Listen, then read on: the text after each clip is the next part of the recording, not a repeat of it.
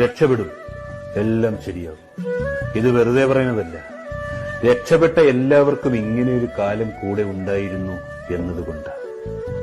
ഏറ്റവും മോശം അവസ്ഥകളിലൂടെ നമ്മൾ കടന്നു പോകുമ്പോഴാണ് നല്ല നിമിഷങ്ങൾ മനസ്സിലാക്കുന്നതും നല്ല മനുഷ്യരെ തിരിച്ചറിയുന്നതും. തീയിൽ തൊടുമ്പോഴാണ് വെളിച്ചം മാത്രമല്ല വേദനയും തരുമെന്ന് മനസ്സിലാക്കുന്നത്.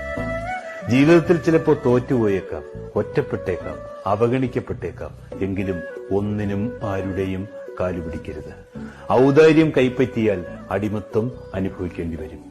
ഓരോ സങ്കടങ്ങളും നമുക്ക് സമ്മാനിക്കുന്നത് വേദനകൾ മാത്രമല്ല, മുന്നോട്ട് ജീവിക്കാനുള്ള തിരിച്ചറിവുകൾ കൂടിയാണ്. മറക്കാനും മനസ്സിലാക്കാനും മനുഷ്യന് കഴിയണമെന്നേ, എങ്കിലേ മടുപ്പില്ലാതെ ജീവിക്കാൻ കഴിയൂ.